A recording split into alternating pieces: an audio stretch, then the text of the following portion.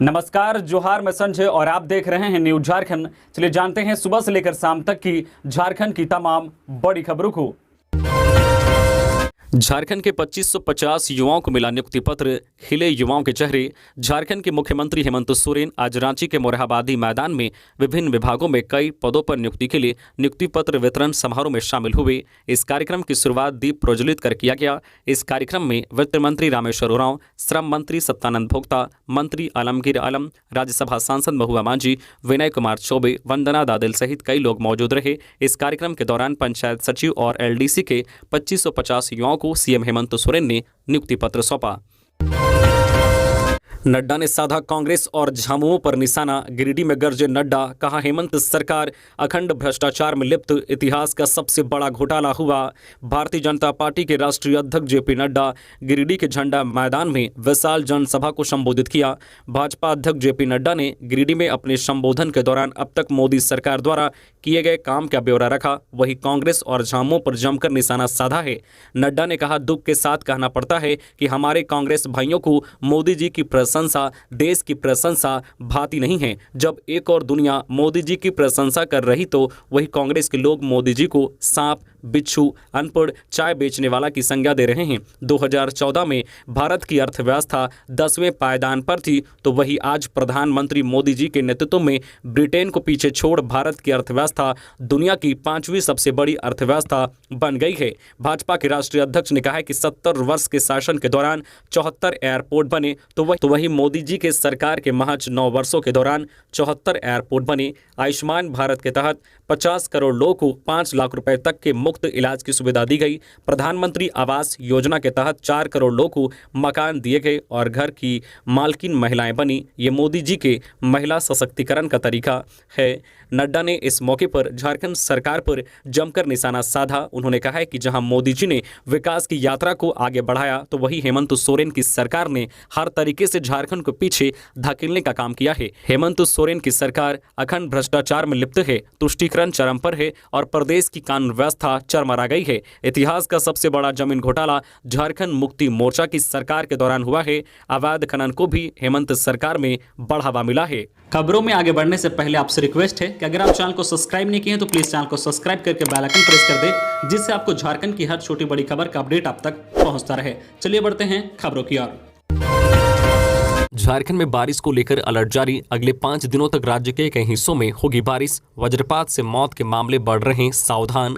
झारखंड में अब मानसून पूरी तरह से फैल रहा है। राज्य के कई हिस्सों में बादल छाए हैं। मौसम विभाग ने अगले 2 दिनों तक राज्य में अच्छी बारिश की संभावना जाहिर की है। मौसम विभाग के अनुसार आज 22 और कल 23 जून को राज्य के विभिन्न हिस्सों में अच्छी बारिश होने की संभावना बनी हुई है। एक तरफ मानसून ने गर्मी से राहत दी है तो दूसरी तरफ राज्य में वज्रपात का खतरा बढ़ा है। 2 दिन में वज्रपात से 25 लोग की मौत हो गई है। इधर आज कई जिलों में दोपहर बाद से ही बारिश का दौर शुरू हो गया है, जबकि शाम तक कई अन्य जिलों में भारी बारिश को लेकर अलर्ट जारी किया गया है। राज्य में अगले 24 घंटे में राज्य के दक्षिणी हिस्सों में कहीं कहीं भारी बारिश होगी। झारखंड में मानसून अब धीरे धीरे आगे बढ़ रही है। राज्य के विभिन्न हिस्सों में बारिश हुई है।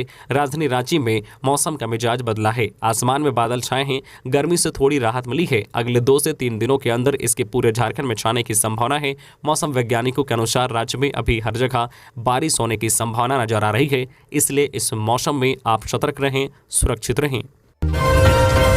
देवघर में श्रावणी मेले के दौरान नगर निगम क्षेत्र में शराब की बिक्री पर रहेगी रोक। राजकीय श्रावणी मेला 2023 के दौरान श्रद्धालुओं की सुविधा को लेकर एसडीओ दीपांकर चौधरी की अध्यक्षता में सूचना भवन के सभागार में होटल व धर्मशाला संचालकों के साथ बैठक की। उन्होंने होटल धर्मशालाओं के संचालकों को मेले के दौरान अपने प्रतिष्ठानों में सफाई की व्यवस्था और सीसीटीवी कैमरे दुरुस्त रखने, होटल के रेट चार्ट को प्रदर्शित करने एवं होटल में फूड सेफ्टी से जुड़े सभी मानकों के अनुपालन का निर्देश दिया। एसडीओ ने पहचान पत्र निर्गत करने, पार्किंग से जुड़ी व्यवस्था को बेहतर करने, होटल की जो है सामने पार्किंग कराने या जाम की समस्या उत्पन्न होने पर कड़ी कार्रवाई करने और होटल में ठहरने वाले सभी लोगों की डिटेल्स और आईडी सही तरीके से रजिस्टर में अंकित करने की बात कही। उन्होंने श्रावणी मेले के दौरान नगर निगम क्षेत्र में शराब बिक्री पर प्रतिबंध लगाने, होटल में शराब की बिक्री बंद रखने का सख्त निर्देश दिया। गिरिडीह में महुआ के फल तोड़ने के दौरान करंट की चपेट में आया युवक, मौके पर ही हुई मौत। गांवा प्रखंड स्थित पटना पंचायत के बगदेडी में गुरुवार की सुबह करंट लगने से 60 वर्षीय माधो वर्मा पिता स्वर्गीय प्रभु महतो की मौत हो गई। वह घर से कुछ दूरी पर स्थित अपने महुआ के पेड़ पर चढ़कर महुआ के फल को डंडे की सहायता से तोड़ रहा था। तोड़ने के क्रम में पेड़ की डाली का संपर्क 33,000 वोल्ट के तार से हो गया, जिससे मौके पर ही उसकी मौत हो गई। पश्चिम बंगाल के मुर्शिदाबाद में 5 करोड़ के ड्रग्स के साथ साहिबगंज के 2 तस्कर गिरफ्तार। पश्चिम बंगाल पुलिस के स्पेशल टास्क फोर्स एसटीएफ की टीम ने गुप्त जानकारी के आधार पर मुर्शिदाबाद से 5 करोड़ रुपए के ड्रग्स के साथ 2 ड्रग्स सप्लायरों को गिरफ्तार किया है। पकड़े गए आरोपियों के नाम गौर सरकार 35 वर्षीय और गुलाम शेख 60 वर्षीय बताए गए हैं। दोनों झारखंड के साहिबगंज स्थित बरहेट बाजार के रहने वाले हैं। इनके पास से 4 किलो 800 ग्राम मॉर्फिन ड्रग्स जब्त किया गया है। बाजार में इसकी कीमत 5 करोड़ रुपए से ज्यादा बताई गई है। भारत गौरव ट्रेन 11 अगस्त से हरिद्वार, ऋषिकेश, वैष्णो देवी, वृंदावन समेत कई जगहों पर घूम सकेंगे पर्यटक। टिकट में 33% की छूट। आईआरसीटी ने कोलकाता से रांची होकर भारत गौरव ट्रेन चलाने का फैसला किया है। रेलवे पर्यटन को बढ़ावा देने के लिए टिकट में 33% की छूट दी है। 11 अगस्त से शुरू होने वाली यह यात्रा 11 दिन और 10 रात की होगी। ट्रेन हरिद्वार, ऋषिकेश, माता वैष्णो देवी, स्वर्ण मंदिर, आगरा, मथुरा, वृंदावन और अयोध्या का भ्रमण कराते हुए 21 अगस्त को लौटेगी। ट्रेन 11 अगस्त को कोलकाता से खुलेगी।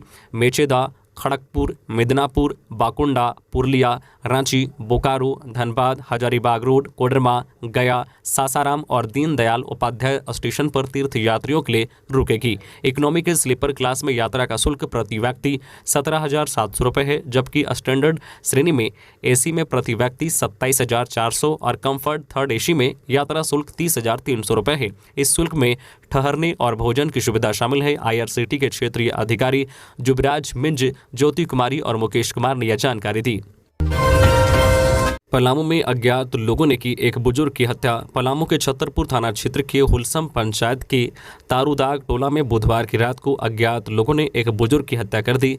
मामले में छतरपुर पुलिस घटनास्थल पर पहुंचकर आगे की कार्रवाई में जुट गई है। आपसी घरेलू विवाद हत्या का कारण हो सकता है, ऐसा बताया जा रहा है।